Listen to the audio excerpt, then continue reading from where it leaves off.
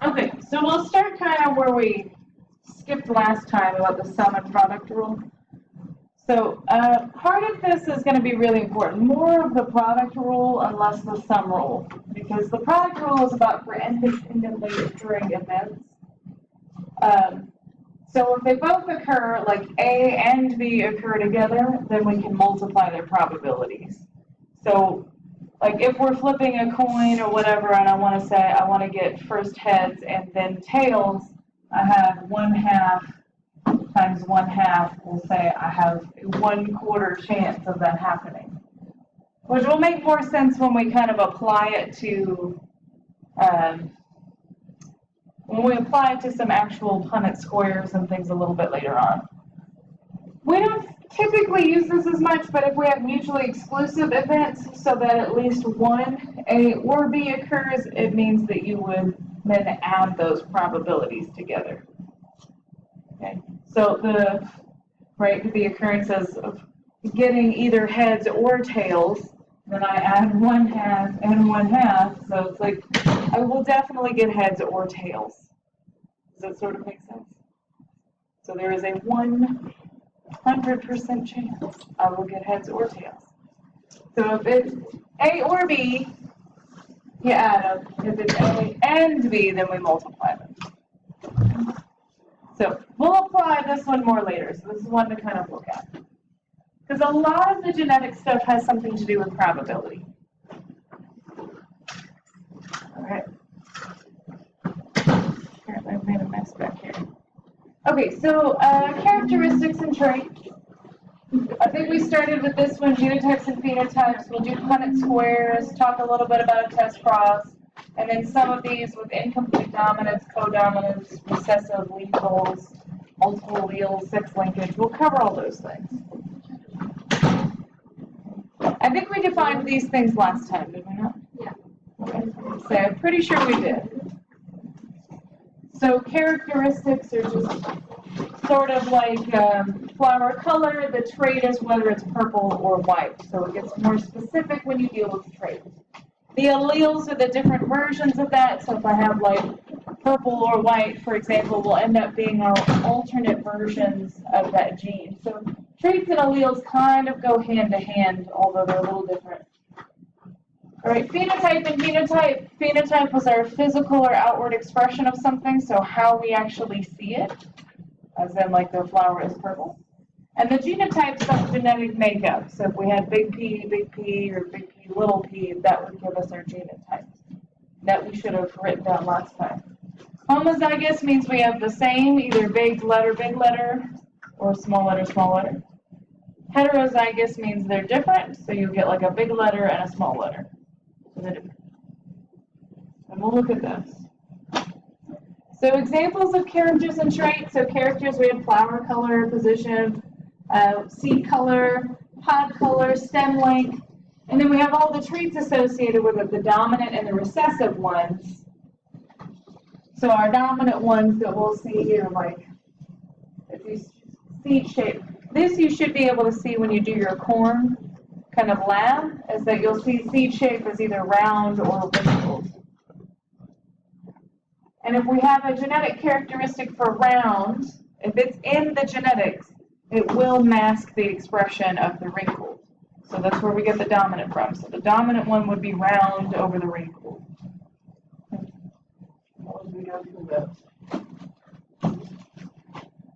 Okay. So some human inheritance and dominant recessive patterns.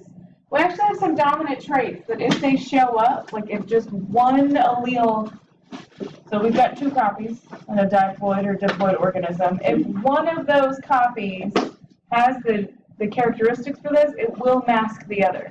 So achondroplasia is an example of dwarfism. So if one copy has achondroplasia and the other one's kind of a normal height gene, that achondroplasia one will mask the expression of the other. Sort of makes sense. So some other ones though, Huntington's disease, which is kind of one that's troubling. Widow's peak, which if you're like me, you're desperately trying to hide. It's there, dominant. So recessive traits that we have to have both copies, so these would have to be homozygous recessive. Both copies would have to be present, because then nothing else would be there to mask that expression.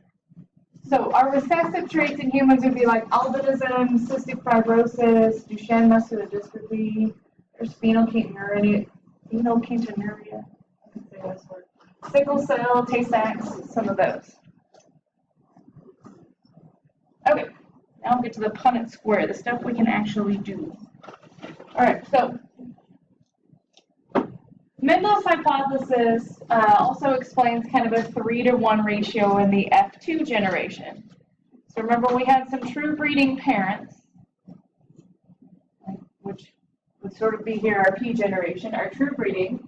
When we have true breeding, we know that they're homozygous, either dominant or recessive. So we had true breeding yellow, true breeding green. So homozygous dominant, homozygous recessive. Then in our F1 generation, our first filials, our first sons and daughters, all of those will end up being heterozygous. So they've got both traits in there. When we did an F2, so we take these and cross them sort of with themselves, because you can do that with plants, we end up with a 3-to-1 ratio, which is what he's finding. So these hybrids will come together and we'll end up with these 4 possibilities. So here's sort of what that looks like. If we use the F1 generation, those heterozygous individuals, we can make the Punnett square like this, just for practice. So we have one heterozygous parent, and we'll take big Y and little y and put it here. Then we do big Y and little y and put those here. And then we just kind of put them together. Big Y, these. Big Y, little y here. Big Y, and little y. So this would be the only one that would show us the recessive characteristic, which would be green.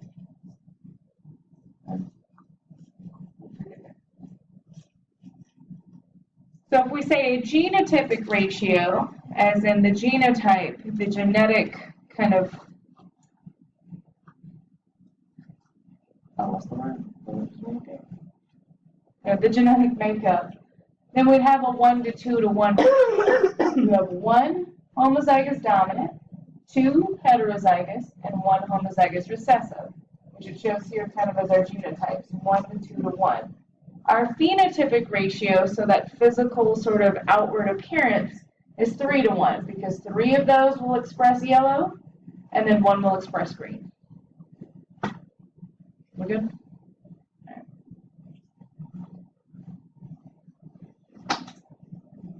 The mono-hybrid crosses are pretty easy. Okay. So that's the Punnett square. Good times. Okay. Same with what we had before with the purple and white flowers.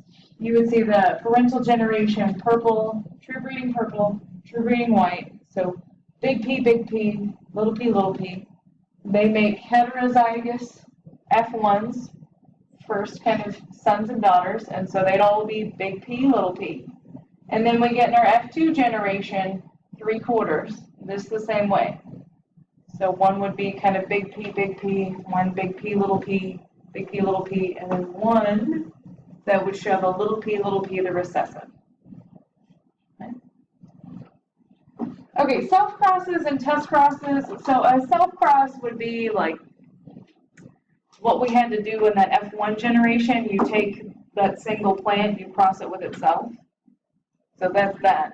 But a test cross is like if I'm trying to figure out, I've got this yellow plant, or these yellow peas, and I'm really trying to figure out whether it's homozygous or heterozygous.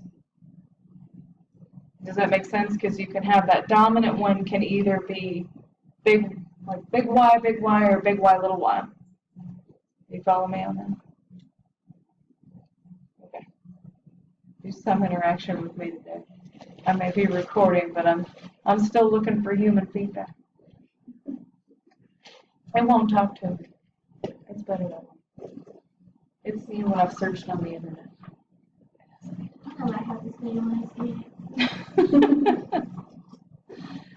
Good. That's what I'm going for. Okay. But if we have a test cross, the only way to figure out what the genotype would be for something that's dominant is to test it with a recessive. So in this one, if I'm trying to figure out that parental gamete, I will use a recessive to cross it with. Yeah. So like if the parent was big Y, and then I cross it with a recessive test cross, then all the offspring will be yellow. Does that make sense? Okay. But if it happens to be a heterozygous parent, big Y, little y, if I test it with the recessive, then half of the offspring will come out with the recessive characteristic. So half of the offspring would be green. So if we're not sure, then we test it with the recessive, we cross those together, have them make little plant babies, and then we figure out from there. Make sense? So that's a test cross.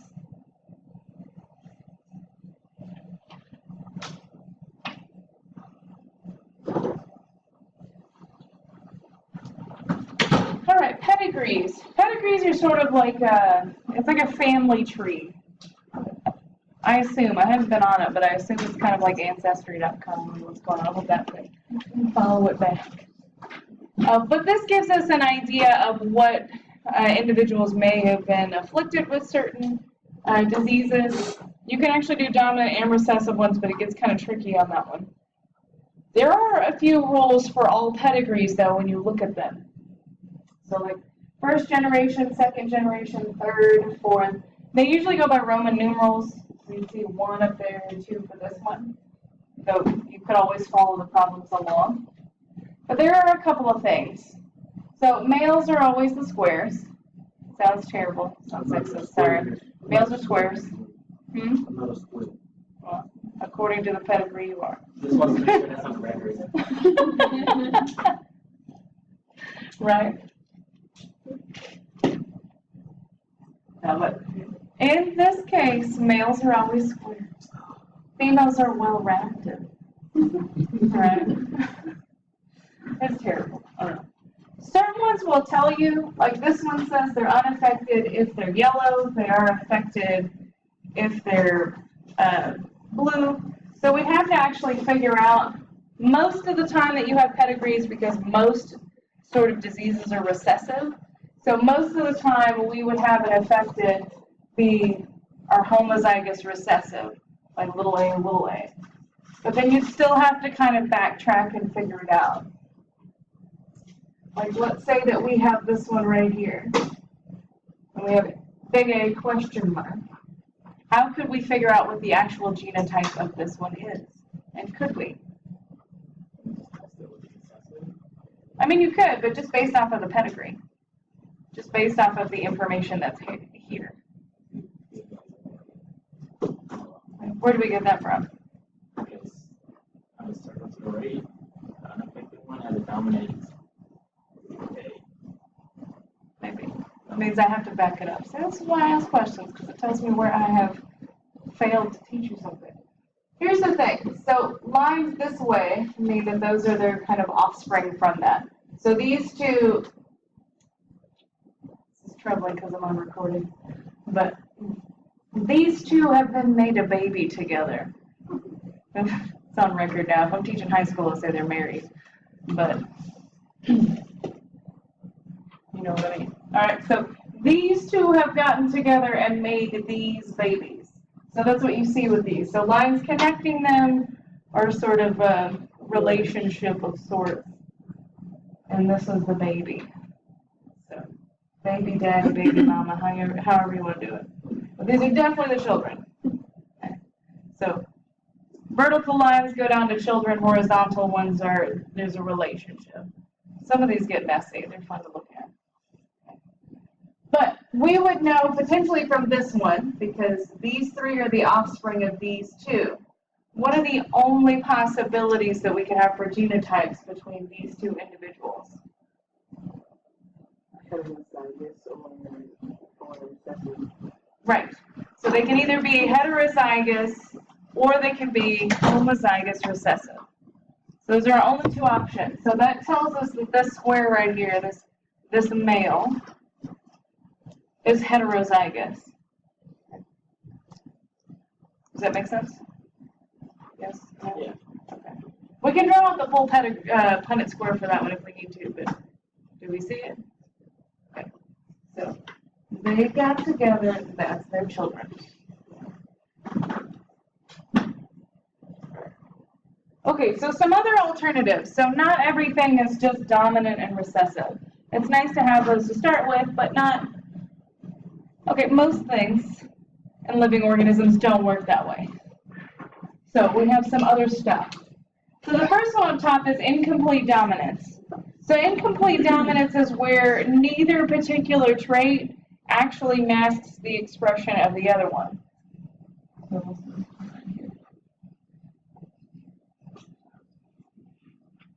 So neither does the masking.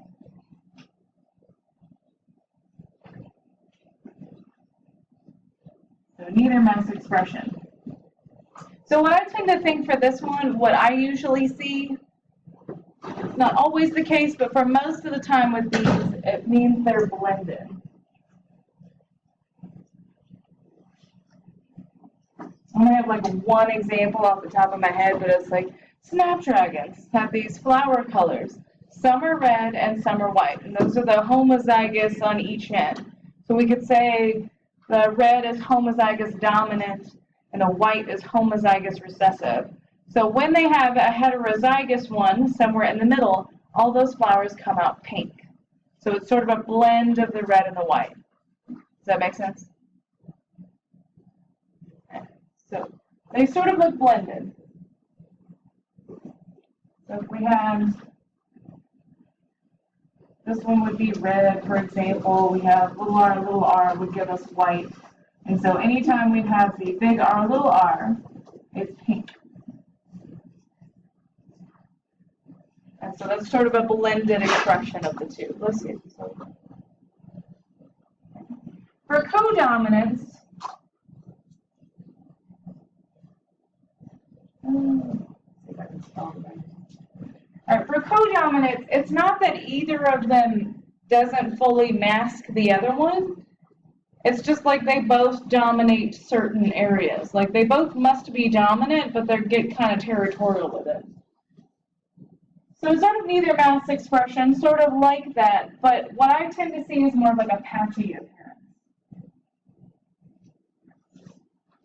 So it looks kind of patchy, like you see some pet furs and there's like spots of black, spots of white. It's kind of like white happened here and that was sort of dominated that area, and the black part dominated this area, and that's just what happened. It actually is one for calico cats. You know how they're kind of like black and orange and patchy like that? That's codominance of that fur color, for sure. For humans, we would see that in blood types. So an example is like blood types. So O is the recessive. So O is kind of the recessive, little I. A can actually go either way, but to think about like AB blood, those are codominant. When they both appear, it's like the A's show up like this on the blood cells, and the B's show up sort of like this. Like they both have areas of the blood cells where they dominate. It's like, I will throw out an A antigen over here. I will throw out a B antigen over here. They will do both. They both will express fully, just in different areas of the blood cell. Is that, you can follow that? There's a whole cool thing on blood type, which is a lot of fun. I'm trying to move along today because I know where our thoughts are. I'm trying to be indifferent because I'm an old athlete and I'm very superstitious about things. So if I start to care about a team, they will do bad. So I need to not care, which is why I'm here today. So, like, that's for every Astros fan's sake, is like my superstitious belief that I have to not care at all. Okay, we got those. What else do we have here? So, multiple alleles. So, blood type is a good one for multiple alleles. So, although you can only have 2 copies at one time, we have stuff for O blood, we have stuff for A blood, we have stuff for B blood. That's already 3 types of alleles, which will actually give us kind of 4 different phenotypes for that. So, like O, A, and B are all different alleles that are more than just the 2 that we had before. So, multiple alleles. Wild type is a thing that's different than dominant. So wild type actually just means that it's like most common in the population.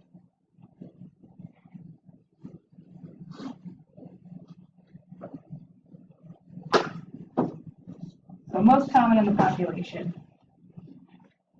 So like if you think about it earlier, we talked about achondroplasia as one of those dominant characteristics. The thing is none of us have achondroplasia here, so we have all these recessive alleles. So that's the wild type, is to not have achondroplasia, even though it's a dominant trait. So wild type and dominant don't always line up. Most of the time they do, or a lot of times they do, but they don't always. So wild type is just whatever you see the most in the population. Like, we've played with fruit flies. Like, genetic stuff just messes with those poor fruit flies because they only have, like, 4 chromosomes, so they're easy to screw with. They've figured out everything that's in them, and they just mess with them. So, like, the actual wild type, most Drosophila fruit flies have nice red eyes. But when they start messing with the actual mutants, they'll give them white eyes, they'll give them brown eyes, they'll give them all kinds of crazy stuff. Because they can. But wild type is what you see most often in nature. X-linked traits mean that they're kind of sex-linked.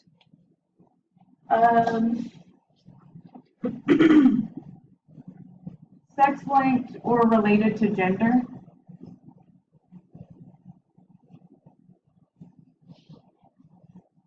So a good example of that one is sort of like baldness. I'll tell a story on a friend of mine the other day because he was talking crap to his son because he was like, I went bald at like 22, so I told my son, I used to have a full head of hair too, and then I lost it at 22. You are too. And I was like, you know that's like sex-linked, right? Like he's gonna get the baldness thing from his mom. And he's like, man, they all have good hair on that side of the family. They didn't lose it. I was like, yeah, he's probably gonna have hair while you don't. He's like, I'm on video, curse word. But that's the thing. Baldness is one of those things. Like it tends to go kind of. Like another No. That is important. I'll just My bad. like a list, There is another. So like red-green color blindness. I apologize. We stated that. I was just trying to forward how like that's my biggest fear going bald.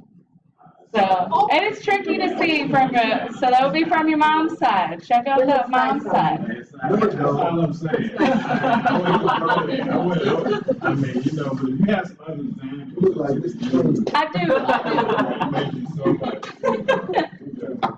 I apologize. You like, and you. I was not. I was Hey, I did not on video. I swear to God, I did not. I gotta defend myself on camera. This is ridiculous. Yeah. Please help me.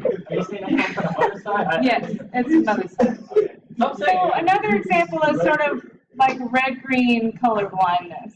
That's another example where that tends to happen more in males because it's the whole XY thing. We're going to look at it. So XY means that you only have one copy of that particular trait.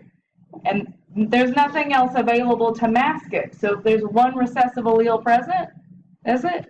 It shows up. Didn't you say earlier, I'm not sure if you said this or if I read this somewhere else, but you mentioned something about like mitochondrial DNA you inherited from your mother also? Yes. So would that be like another example? Not exactly, because that's a whole, like, that's delivered when you're, like, developing as an embryo. So through the whole thing is that you got to get mitochondria and stuff from somewhere. So your mom actually delivers them to you from the, like, placental stuff. Oh. I think. I could be wrong. During my room, both of my uncles on my mom's side are bald. Sorry, Yeah, bro. you gonna be bald, son. Oh, Maybe not. Maybe I'm not. blaming you, man.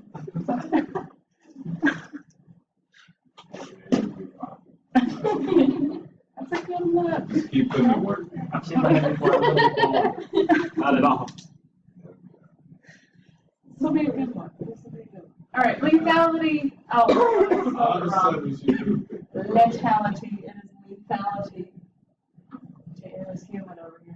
So sometimes, like with you watch the shows with the kind of little people, and they worry about that when they have a kid, is because if you get 2 copies of that dominant kind of achondroplasia thing, like if they get the 2 copies of the dwarfism from each parent, that is lethal. Like the baby does not survive. So in certain instances, having either both of the recessive characteristics or both of the dominant characteristics is lethal for a baby. Even with the sort of sickle cell, it can kind of go either way, but having both copies makes it substantially worse than having 1 copy of that particular trait.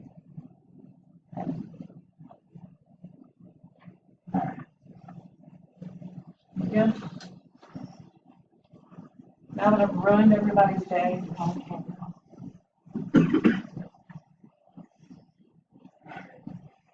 Alright, through some definitions.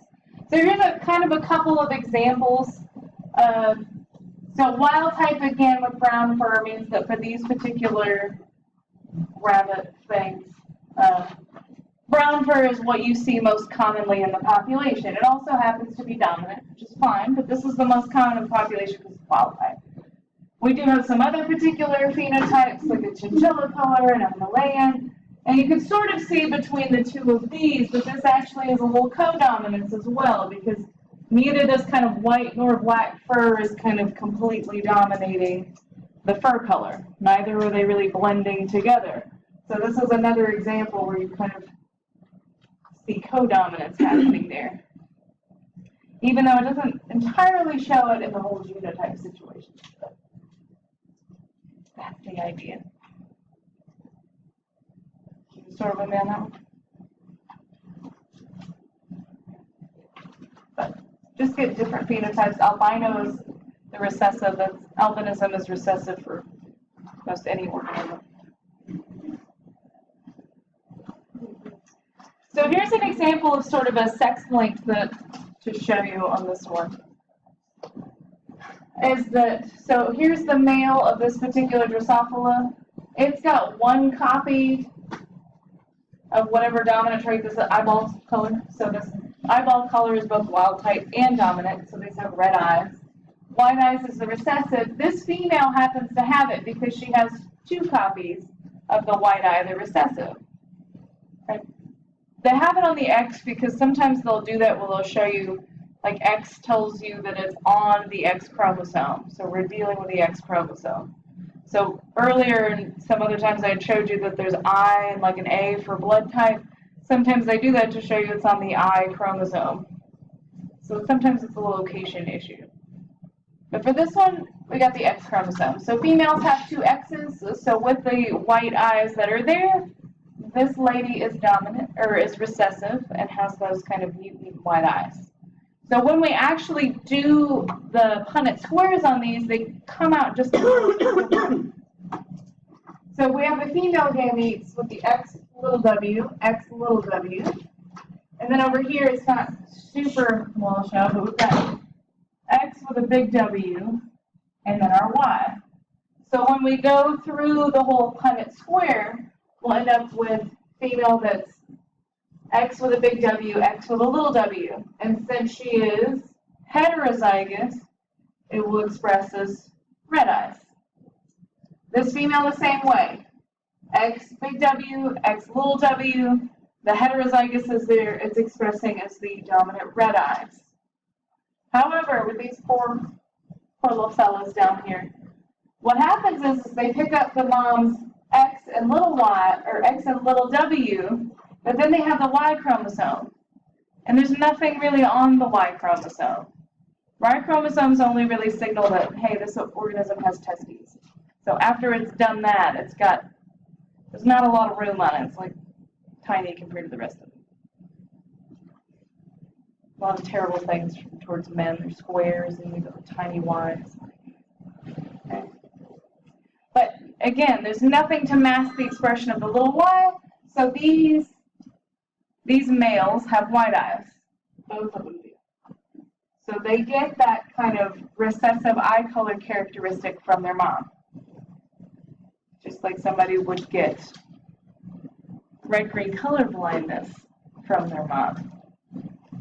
Not any other characteristics that might make us upset in here. Does that sort of make sense? Why is it always from the mother? Because we can't get the X's from the males. So the male can contribute an X to the females, so the daughters of the group, but he can only contribute Y's to the sons. This is why a lot of males get more traits from their mom as far as X-linked goes, because if they're on the X chromosome, they can only get the X from their mom. That makes sense why I'm the only one that has stigmatism. If my mom has it, but my sisters don't, and I do. It might be X-linked. Yeah, which is so.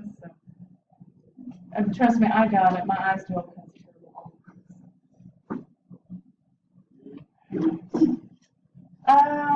How was I gonna say this? This one's the same way, but I think I put this on there because it probably came from your book. But again, this is another one of your book pictures that I don't like. So the Drosophila I think was a little bit better. Females can carry, so if you see the term carrier, it's also referring to the heterozygous characteristics. So they carry that trait, but it doesn't necessarily affect them. So we'll get out of that one. Okay, some about laws of inheritance. So we're going to talk about laws of segregation and independent assortment.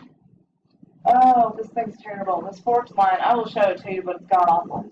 And I will show you a better way. Using that kind of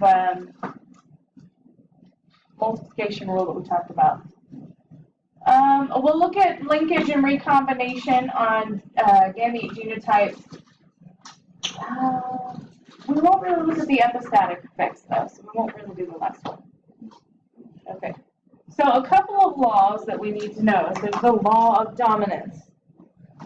Let me get my notes out.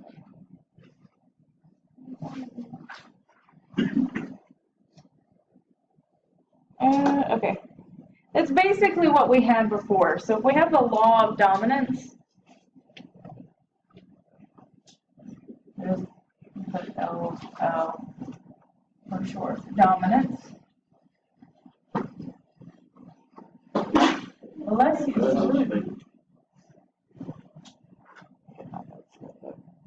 I'll mess this one up. Okay. It just says that in a heterozygote,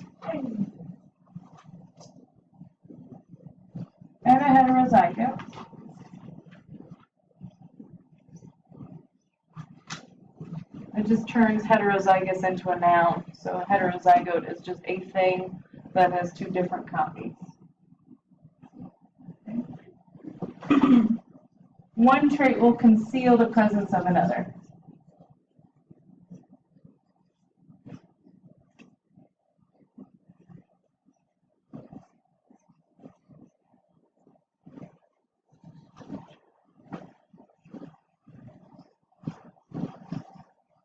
So one of them is masking the expression of the other one.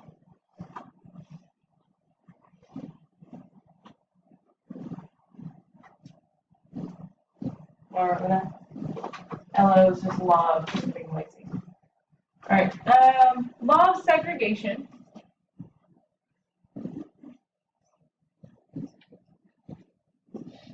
Segregation. Genes must segregate equally into gametes.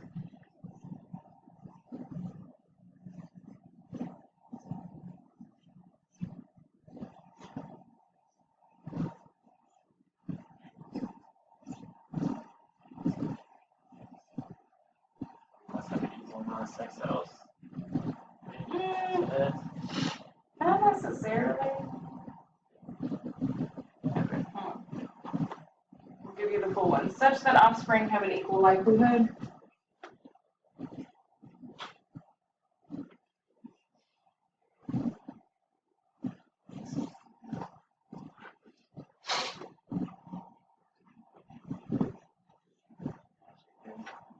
Likelihood of being inherited.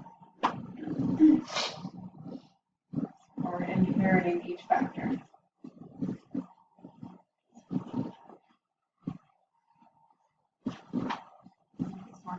Better days. The whole idea of segregation, though, is like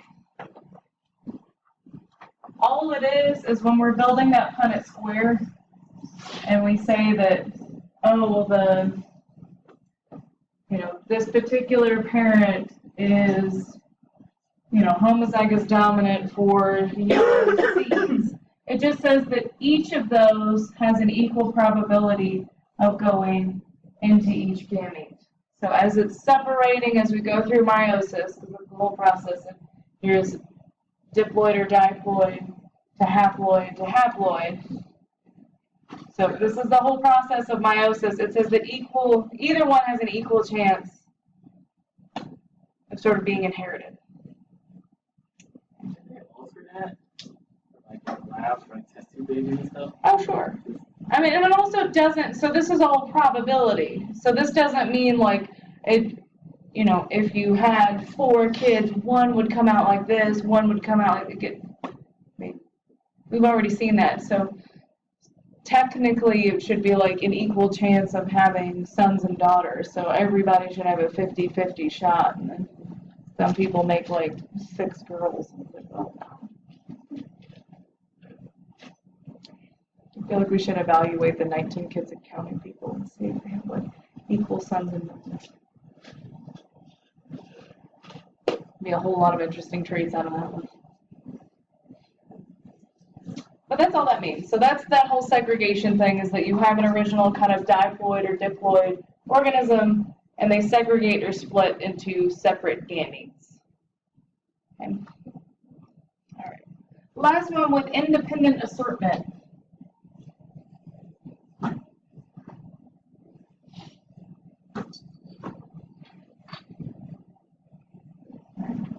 Independent assortment. Genes do not influence each other.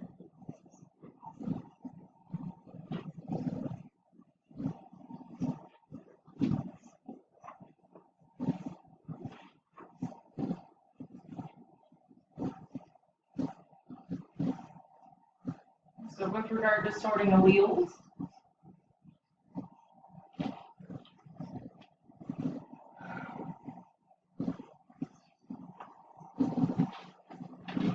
with regard to sorting into gametes.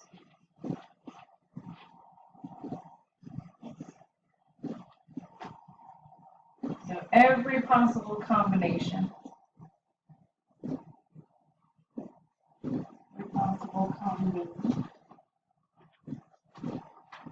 Of alleles.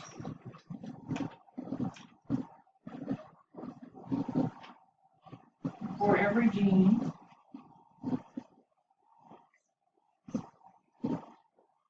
Is equally likely to occur.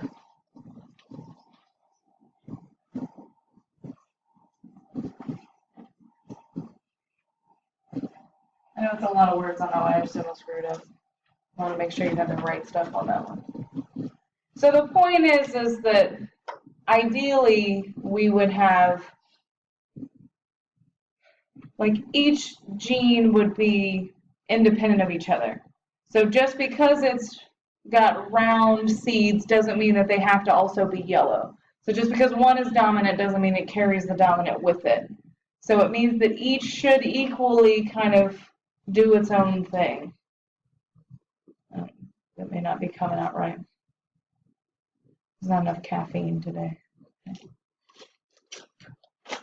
But each individual gene with its alleles do not depend on anything else. So you know how we line up in metaphase and it could be this way or those things could switch or whatever. It means that those things can do that independently of everything else that's going on. No gene is relying on another gene to happen. If there's a recessive in there, it's just as likely to get into the gametes as something else. Am I sort of making sense with that? Okay. Words are hard. That's why I copy them. All right, there we go. So we'll look at independent assortment in just a second. By the way, there is a lot to genetics, so I do feel like it's a good section where I will find, I have an extra credit thing that I put together from last semester, and so I'll kind of add that to this, and so there'll be an extra credit that'll be due before the next test. So.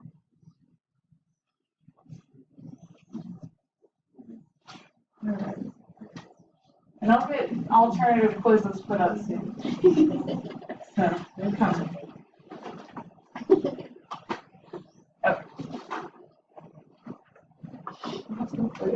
Okay, so here's sort of what an example would be for the whole independent assortment. So if we've got yellow seeds that are also round, and then we've got green seeds that are wrinkly, so these are the dominant, these are the recessive. Now F1s, all of them will be heterozygous. But if we cross these guys together, we end up with a phenotype of 9:3 to 3:1. And it means that we have 9 of that parental genotype, so they're yellow and round. We have 3 of a recombinant sort of type, where we've got green and round. We'll have 3 that are another recombinant, which are yellow and wrinkly. And then we have the complete recessive, our parental one of the time, that will be yellow and wrinkly. So the whole process of that just tells us that round and yellow do not depend on each other. So we can mix those things up in equal proportions. And these things, these are the dihybrid crosses, so you'll have to work through one of those in a lab. It's a real pain, but we'll figure it out together. Okay? That's a real pain. Because you've got to cross it before you cross it. So we've got to get every possibility. So if you notice big Y with big R, that's there. Little y with big R, that's there. Yeah. Big Y with little r, that's there. Little y with little r, that's there. So you have to sort of cross those things before you cross the big thing. It's obnoxious. But there is a little easier way to do this. This one's not it. This is terrible. Somebody decided for, this is what we call a trihybrid cross, because we're crossing 3 different genes. Exciting. So yellow, round, and then whether it's a tall plant or not. Ooh. So these are all the types of possibilities, and it's god awful, and I'm not going to show you that. But I could show you this. So this one's for a tetrahybrid cross between individuals that are heterozygous for all 3 or all 4 genes, in which all 4 genes assort independently in a dominant recessive pattern. What proportion of the offspring are expected to be homozygous recessive for all the characteristics? So it's like I've got to do a massive square on this stuff? No. This is where this is handy. So we're saying we have. They'll be the same. No. So we have, oh, let me fix this up, because we're getting sidetracked thinking about it. But I need 4 characteristics. So we say that they're all homozygous or heterozygous. So if I have A, B, C, and D, those are 4 things. And it's sort of going to cross with itself. We're okay with this. I know. But it's going to suck either way. It's going to take time. But at least this one's will be a little bit better. So we're looking for homozygous recessive for all characteristics, right? Okay, so we can do them one at a time. So if we do the Punnett square for A, big A, little a, big A, little a. Okay, what, I don't know, give me the fraction of the homozygous recessive on that one. 1/4. Okay. So then we could do B the same way. Right. I'll do it one more time in case we need it. But you will get to practice those at some point. So again, homozygous recessive is 1/4. So what would it be then for the C? That this be wouldn't be considered homozygous? We're looking for homozygous recessive. Oh. Yeah, so we're just looking for the little b on that one. Okay, so for D, it's 1/4 also, right? Mm-hmm. So remember the product rule from when we started this thing. If I say I want this, and this, and this, and this to all occur, which is basically what I'm saying. I want the recessive in this, and in this, and in this, and in this. I multiply them.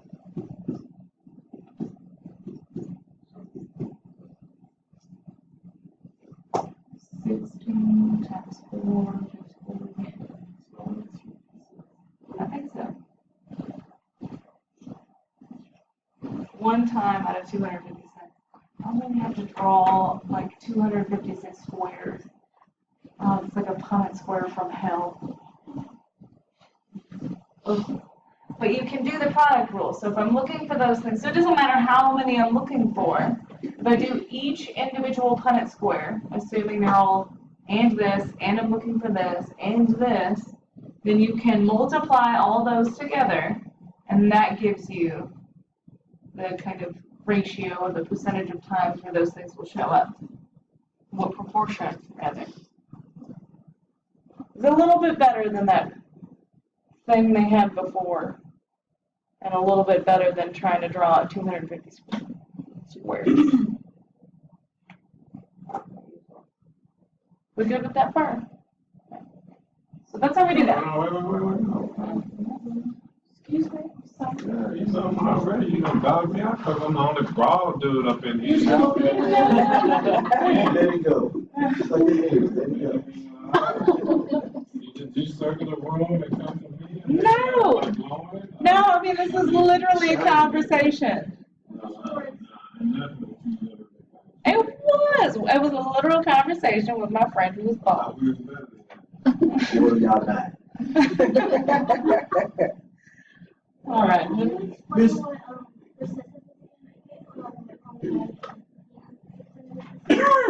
Yeah, so the dominant ones, so all of our big letters are the dominant one. And that's the whole law of dominance. So if I just have one copy that's there, it's going to mask the expression of the other one. So if this is like, I don't know, for that particular stupid plant, if this means it's like B is it's yellow. So it means that because I have a copy of the yellow there, even though the green copy is there, which is the recessive, the yellow will show. Because the yellow is the dominant, the big letter is there. For the recessive, there's nothing to mask the expression of the recessive there. It's nothing to like mask the green. It's just two copies of sort of green. So they're going to show what that recessive trait is. Okay. Good question. Can I erase it?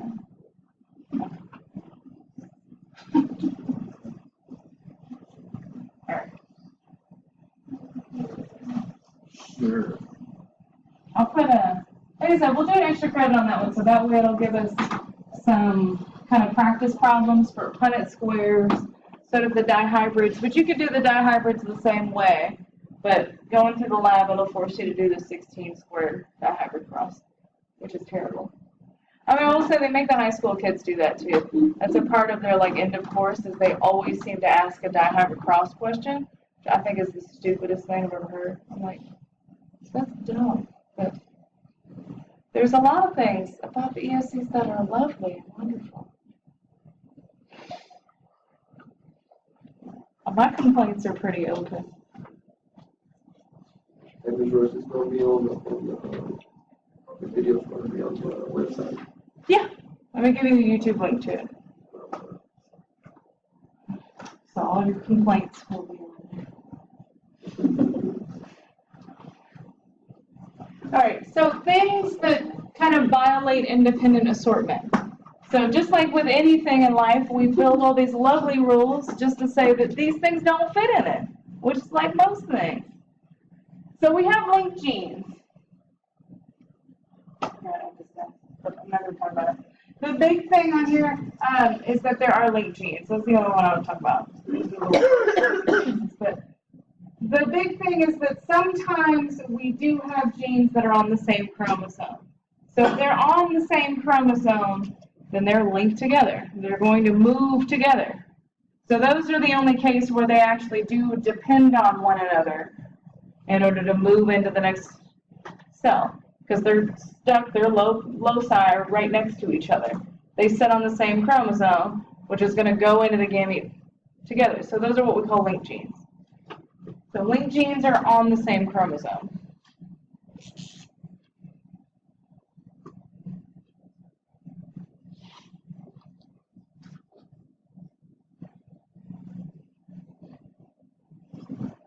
On the same chromosome.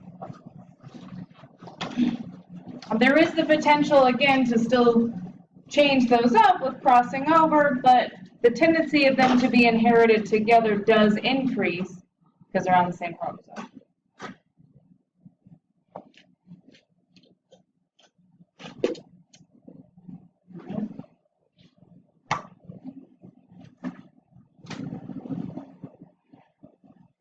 There is some cool stuff with epigenetics, though, where there's certain genes get turned on and off, which is fascinating.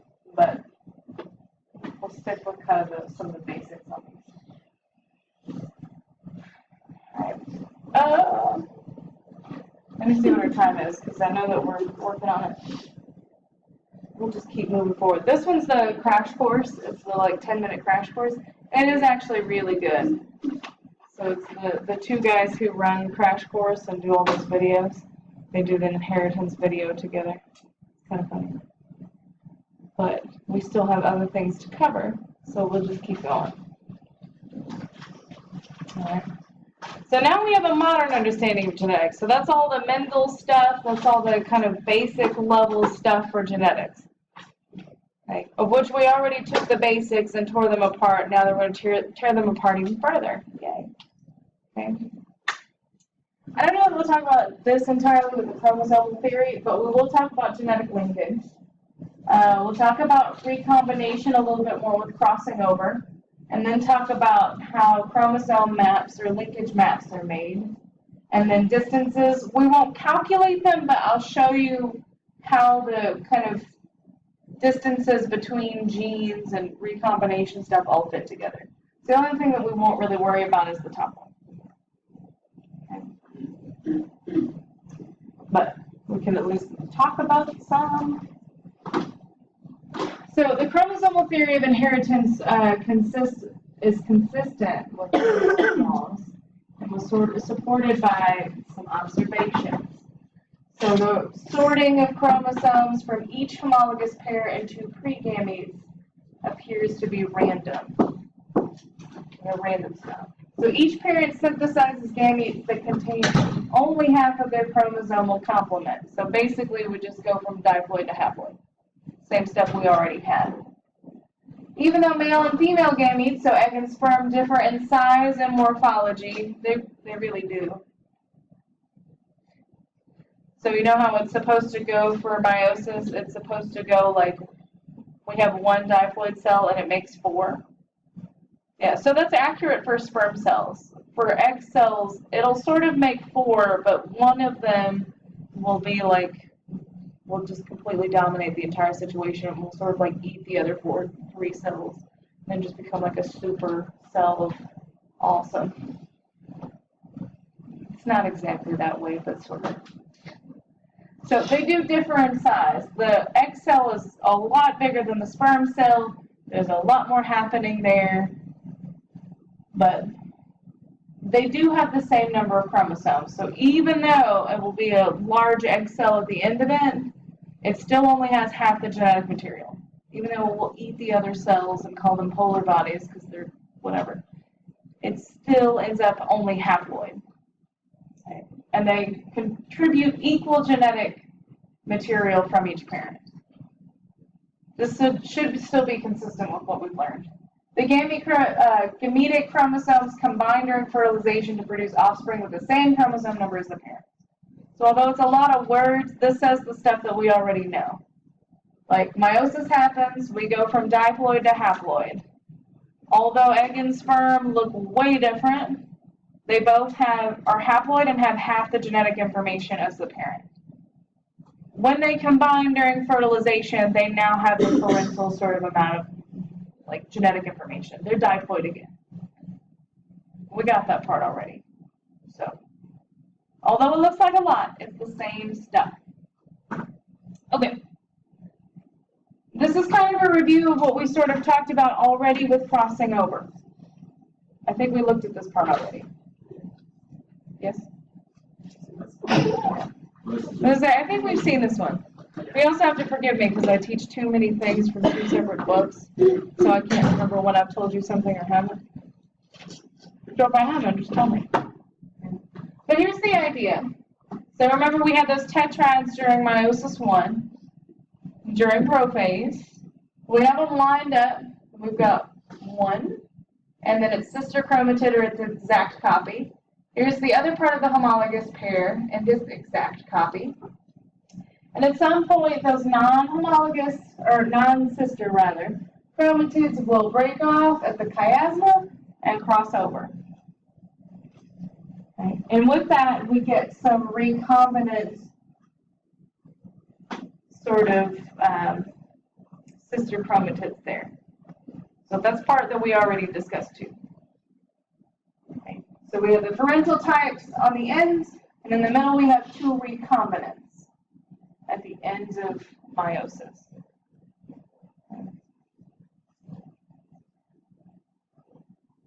So we can use that information about crossing over to create some genetic kind of maps, as in figuring out where particular genes live on chromosomes. We can sort of figure that out. Okay, so when examining recombinant frequency, there was Sturtevant, he was the other guy's student, but he found out the greater the distance between 2 genes on a chromosome, the more points there were between them where crossing over can occur. So the whole point is that the more often that they cross over and they are recombinant, probably the further apart they are. So like if we go back to this one, we have C and E. So basically it has, what, 2/3 of this entire chromosome that it can split off and form recombinants. So if it does the crossing over situation often, then they're probably further apart. Okay. So recombination frequencies can thus be used to map the relative position of genes on chromosomes. Okay. And when we have this kind of diagram with the relative gene locations, we call it a linkage map. Because those are linked to genes on those chromosomes, because they're on the same chromosome. So it's a linkage map, because they're linked genes.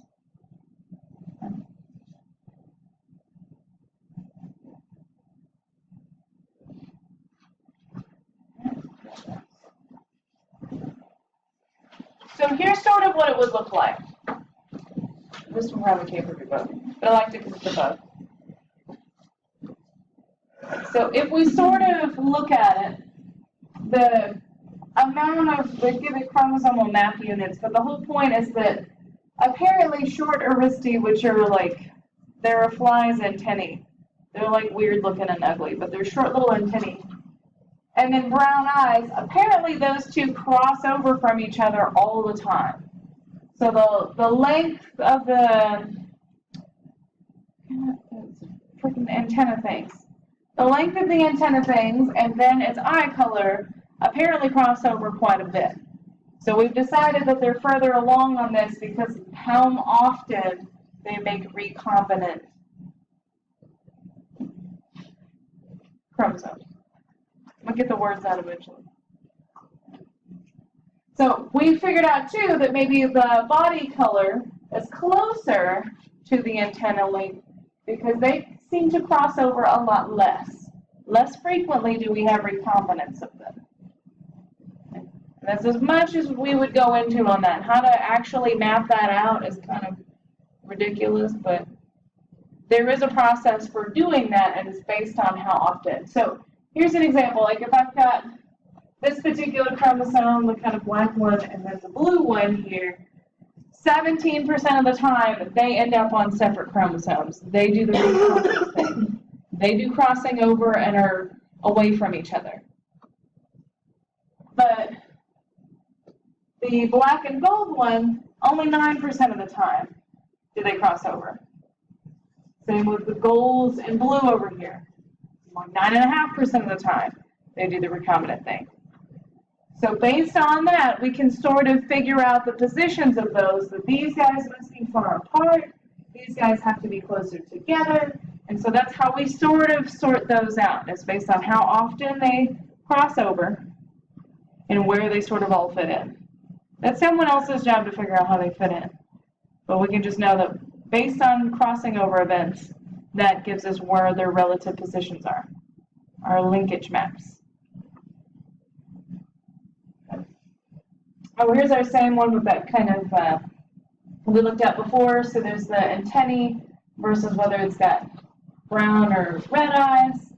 So a couple of different options there, genes, and it's kind of laying it out on that chromosome so you can see the locus of those particular traits, those genes.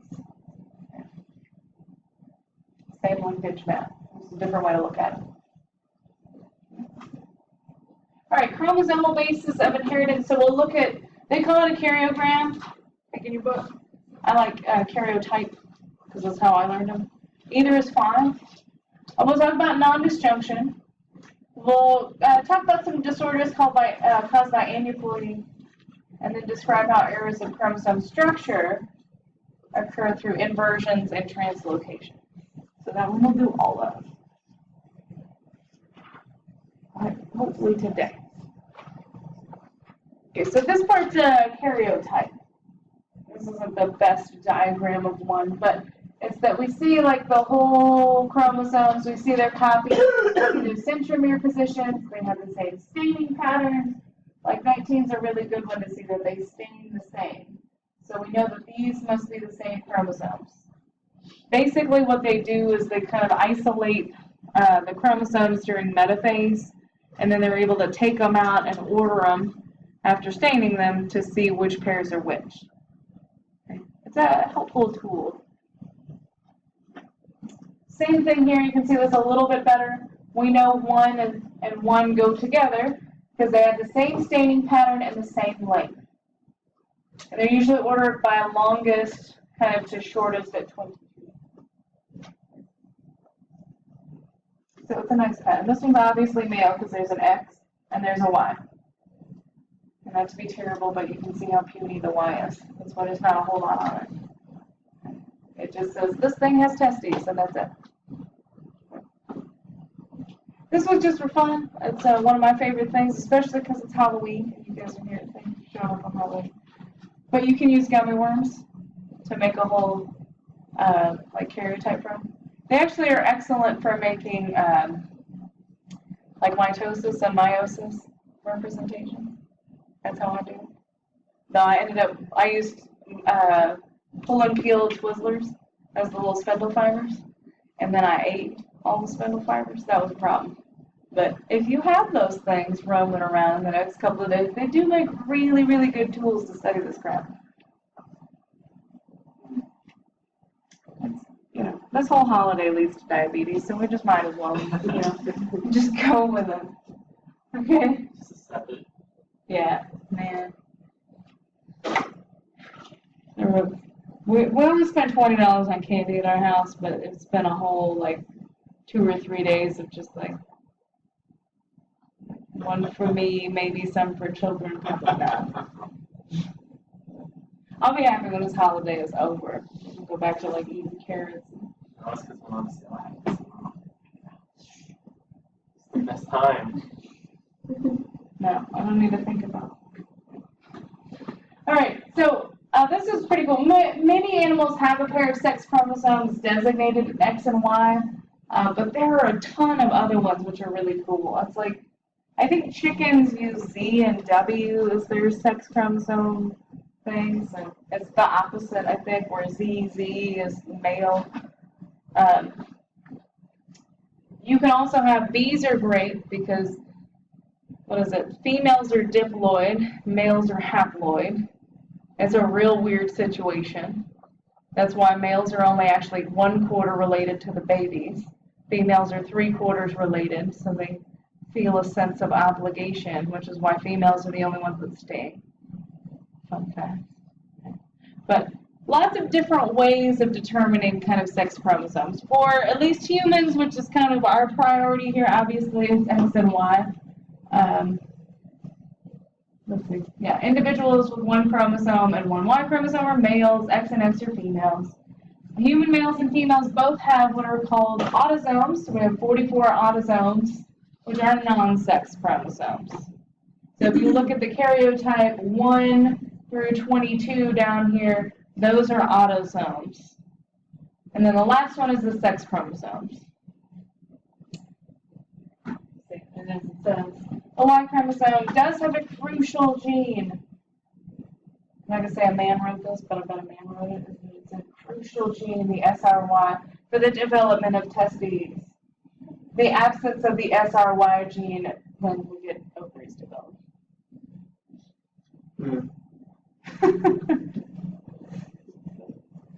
That's that. What we can look at from karyotypes or karyograms is you can actually see if there's chromosomal disorders, like trisomy 21. So tri means 3, so means chromosomes. So there's 3 chromosomes in position 21. So it involves the inheritance of 3 copies of chromosome 21. It's actually the most common human chromosomal abnormality, and it's just Down syndrome. So it produces a certain set of characteristics like facial features, short stature, heart defects. There's all kinds of potential for infections and diseases, some other developmental disabilities, and the incidence increases with the age of the mother.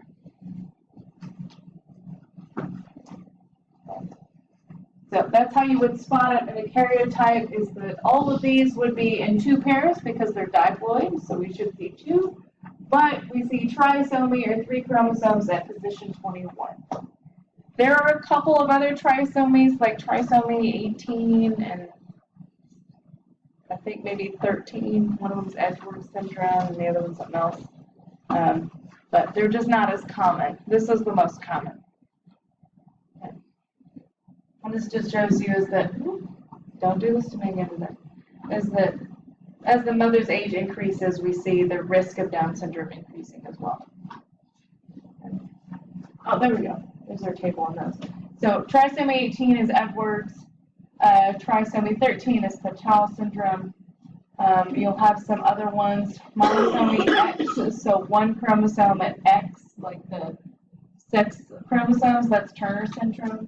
You have mosaic Turner syndrome, but most of the time they're normal, so that'd be wild type. So the thing that creates this is a process called non-disjunction. So it's a failure of chromosomes or chromatids, because it could go either way, to separate normally during meiosis. It can happen either at meiosis 1 or meiosis 2. You get the words on that, but the pictures, I think, display it a little bit better. So fertilization after non-disjunction yields zygotes with altered numbers of chromosomes. So what you see is if non-disjunction occurs in meiosis 1, then those homologous pairs stick together instead of separating normally. And so when we get to meiosis 2, although it's normal, we'll have an altered number of chromosomes in each one of the gametes. So 2 of these gametes have an extra chromosome here, and these 2 gametes are missing one. Okay. So if it happens in meiosis 2, meiosis 1 will go normally, homologous pairs separate as normal. When we get to meiosis 2, one of the sister chromatid sets will stick together, leading to only 2 possibilities of abnormal, one with 1 extra chromosome, but 1 without a chromosome. And then we actually have still the possibility for normal gametes. So if you have to choose, it's sort of better out of meiosis 2 than out of meiosis 1. because we still have the possibility for normal gametes. Okay, these two I think go into what non-disjunction looks like, so that might be some good resources to kind of show you how that would happen. So this one's non-disjunction happening in meiosis 1 and meiosis 2, so some good animations for that. But again, we're trying to keep our time going here. Yeah, because we are running low. All right, so we have a thing called polyploidy. So remember, we have diploid and haploid. So diploid or diploid means 2 sets of chromosomes. Haploid is 1 complete set of chromosomes. What does poly mean? Many. So we're talking about many sets of chromosomes. So polyploid means it's greater than 2n. So it can be triploid, which is 3 complete sets of chromosomes. It could be tetraploid, 4 complete sets. It could be more than that. This really doesn't go over very well in animals at all. We tend to do kind of diploid or diploid only. That's about all we can manage. Plants do this crap all the time. There's all kinds of like polyploidy plants that just don't care. They're like, whatever. If you can't move, you might as well tolerate all kinds of crap, I suppose. But if you're a moving organism, they really only can handle like 2 copies of the genetics, and that's it. There are a few examples, like some exceptions, like there's some flatworms, crustaceans, amphibians, fish, lizards, that can do polyploidy, but they tend to be sterile. A couple of them. Here's one. So the X inactivation. All right, I'm gonna figure out how to explain this. Get my brain wrapped around it. Okay. So we have in females 2 X's, right? And they both carry genetic information, sometimes the same, sometimes different. The whole point is that's information that can be duplicated. So at some point, one of them has to be inactivated. And it's a random depending on the cell, is that there's 2 X's, one of them will be inactivated. So if we have, like, let's say with this particular cat, we had, I'm just going to make it up, but we had 4 initial cells, and the X was inactivated randomly in each one. So we have 2 X's that say different things. So this one was inactivated, this one, and this one. And they carry some different genetics. But now all of the remaining all of the kind of daughter cells after this that undergo mitosis will inactivate the exact same one. So it will go through mitosis and keep that same thing inactivated. Okay. Which is how we end up with these lovely calico cats. Because somewhere in there we have turned off one of the X chromosomes. One is first. These are heterozygous, so one of the X's holds information for black fur, the other one holds information for orange fur. Okay, so when we inactivate one of them, we're either kind of getting rid of the black fur or we're getting rid of the orange fur. But after we do mitosis and we grow out from there, it will all keep the same. So we end up with these patches, which you can't see very well in here, but some of those patches have orange fur, some of them have black fur. And that's because of that kind of X inactivation. So when there's 2 X's, one of them is inactivated. It's too much lady, I guess. Shut one of them down. Okay, we have cat fights themselves. We'll break them down. I've hated on the men all day, so I might as well give us one. All right, so that's sort of X inactivation. One of them has to be inactivated.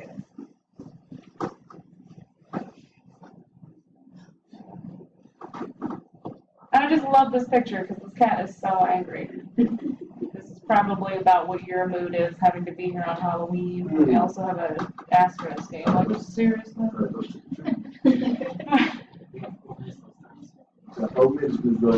Okay, I'll try. Jeez. All right. Here's some abnormalities in sex chromosomes. Sex chromosomes are okay to have actual abnormalities in. It doesn't seem to be as big of a deal. XXY is Klinefelter's. It does lead to some things, but I mean, for the most part, they survive, and they're male. If there's a Y, it's a male. XYY is a male, and it's normal. It's just like, okay, you got two Ys. Okay. XXX is a normal female. We just have to kind of inactivate two X's, because there's a lot happening there. And then XO, so if you just get one copy of an X, it still signals a female, because there is no Y present to tell that thing to develop testes. So even just having one X still gives us a female. It's just known as Turner syndrome. So what about if it's a, what about if it's a woman and she has a male part? That becomes a different set of circumstances. So you're talking about hermaphroditism. It's a